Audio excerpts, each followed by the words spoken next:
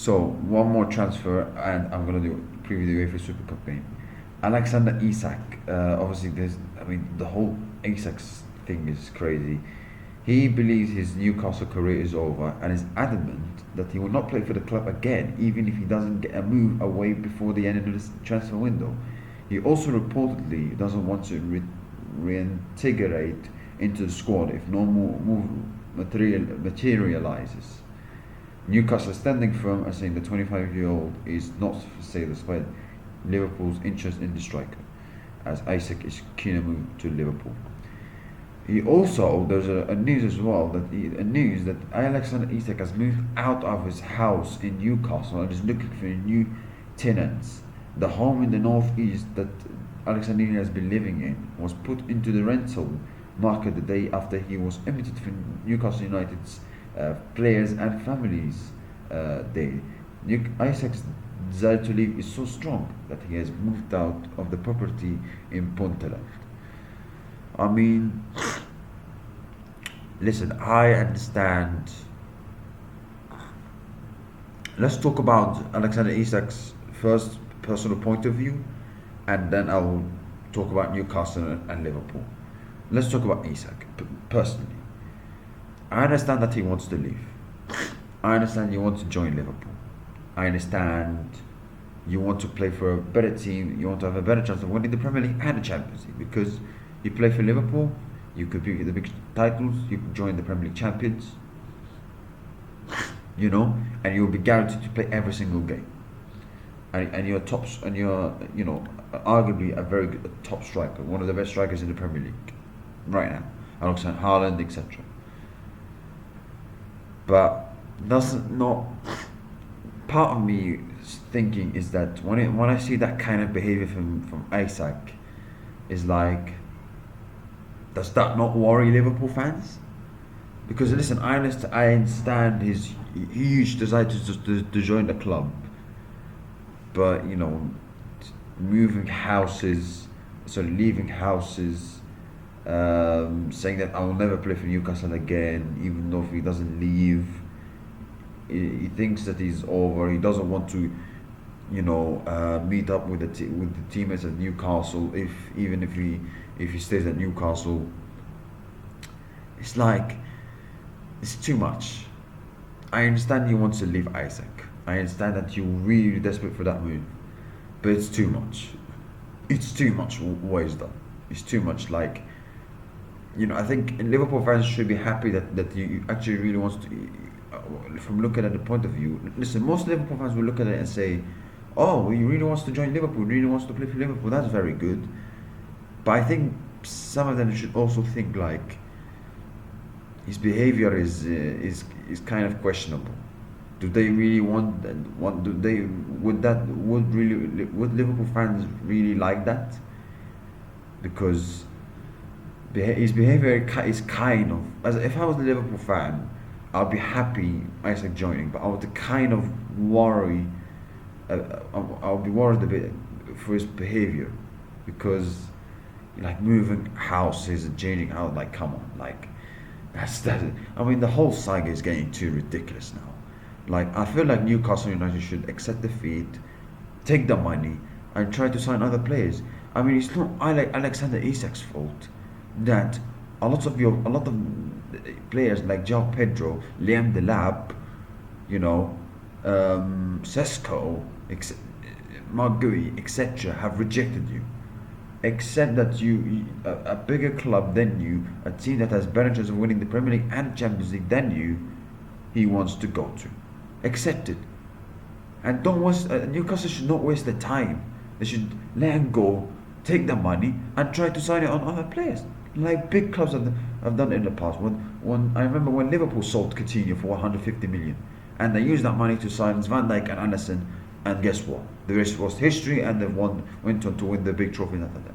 Why can't Newcastle do that? Yes, Isaac, yeah, it will for sure hurt Newcastle. Let him go, but no player is bigger than the club. Why can't they let him go now? Listen, I understand they wanted to keep him, but when they see that kind of level of behaviour, I mean, surely Newcastle should accept defeat, and he clearly doesn't want to play for the club again. He doesn't want to play for the club. He's changed houses, etc., etc. He doesn't want to play for the club again. If you see a guy that wants to leave and doesn't want to play for the club again, why do you keep? Let him go. Let him go. Like let him go.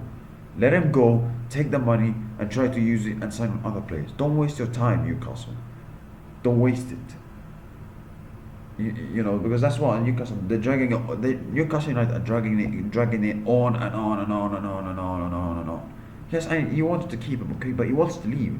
You really want a player that is not happy and doesn't want to be in the team. You want to keep a player. You want to keep an unhappy player. That's a big mistake from Newcastle. Big mistake. Yeah, Alexander is like a fantastic player, but in the squad you would rather have happy players. You would rather have players who want to play in your team. Not players who are quality players but doesn't want to play in your team. Like, so I think Newcastle are making a big mistake in dragging it on and on and on. Like, leave him. Let him leave, take the money and try to use it on other players. So I think Newcastle United at the same time they should also accept defeat because you could see Isak really wants to leave. He's been a couple of times in the past couple of weeks.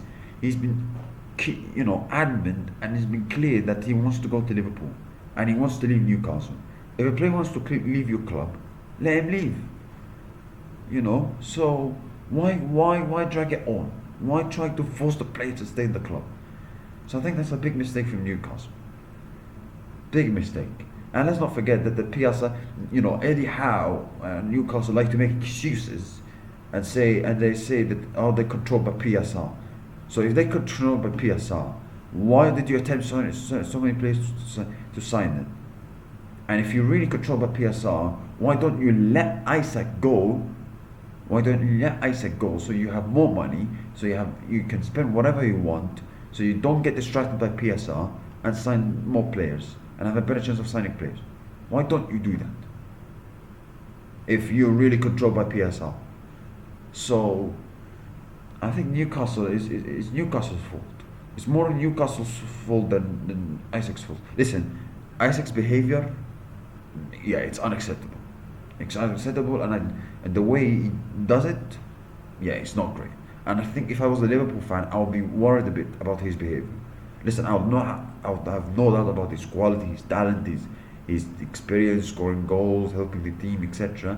But I would have a bit worry about his behavior because that kind of listen. I understand you want to leave the club, but I understand Isak's desire wanted to leave the club and join Liverpool, but not in the way he does it.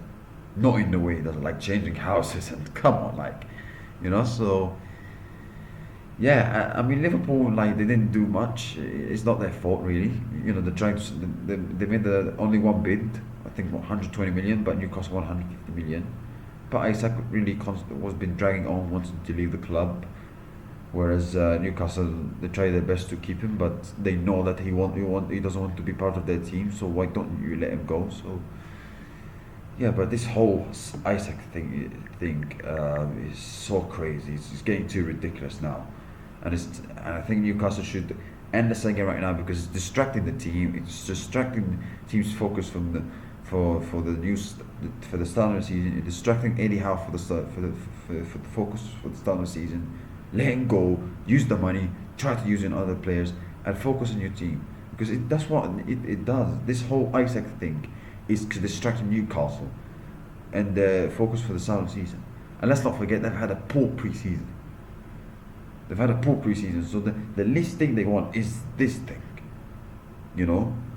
So they need to be focused for the start of the season, and for them to do that, one of the things they need to do is let Isak go. Let Isak go, use the money, and try to use it on other players. Finally, Paris Saint-Germain versus Tottenham. Obviously, one of the players will not play, that's for sure. That's Gigi Donnarumma. The PSG, obviously, they're the Champions League holders. Tottenham are Europa League holders. PSG obviously absolutely destroying everybody, winning the Champions League. They destroyed everybody in the Club World Cup until Chelsea. They've been the best team, and yes, they're not unbeatable. They're not invincible, as Ben Davies said, because Chelsea showed that you can beat them, and you can expose the weaknesses in the left side, as Chelsea did in the Nuno Mendes side. So if not, Tottenham can use a similar tactic to Chelsea, even though it's not easy at scenes because Chelsea and Tottenham have completely different players and have different managers with different tactics and philosophies. But if they can use that, I think Tottenham might have a chance to beat Paris Saint Germain. But Paris Saint Germain, like, they play amazing football. I mean, the Champions League holders. It's not going to be easy because Tottenham will make it difficult. They've had they had a post season last season, but they won the Europa League. But they will. I think I don't think it matters that much that Tottenham for Tottenham that they win this game or not. I think what it matters is that they show that they can compete. They can compete. Listen, they might lose this game, and they're more likely to lose. Let's be honest, because PSG are a much better team than Tottenham. But who knows? Finals, anything can happen. But I think what more Tottenham fans are interested about, and they should be interested about, is that how Tottenham can compete. If Tottenham, like, let's say, lose 2-1 or 2-0, but they compete really well, I think Tottenham fans will be going home and saying, okay, there's something positive we can take ahead of the start of the season. So, but if they get absolutely battered, then that's a very worrying sign.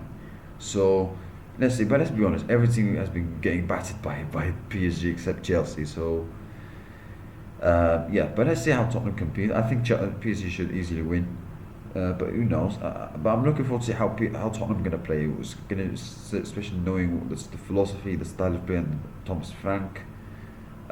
He's been making a stamp recently by leaving Basuma out of the squad due to disciplinary issues. So let's see. I'm looking forward to see how Tottenham are going to compete, how they're going to play. I expect them to lose, but I'm just to see how they're going to do, what's their styles, etc. Especially the the start of the season in the Premier League. PSG obviously they're going to be, without one of their main superstars, Donnarumma as the goalkeeper, and he's going to leave. But let's see. They still got so many quality players, and I still expect them to beat Tottenham comfortably. So, my prediction: I'm going for a 3-1 win for Paris Saint Germain. Yeah. That's it, guys. Thank you. I wish you have a nice day. See you next time, and I wish you have a very, very nice day. Bye. Sorry, I said that nice day, I have a nice day 2 times. Bloody hell! But take care. Take care of yourself. Stay safe, and don't forget to do the basic stuff to eat well, sleep well, and yeah, enjoy your life. Thank you. See you soon.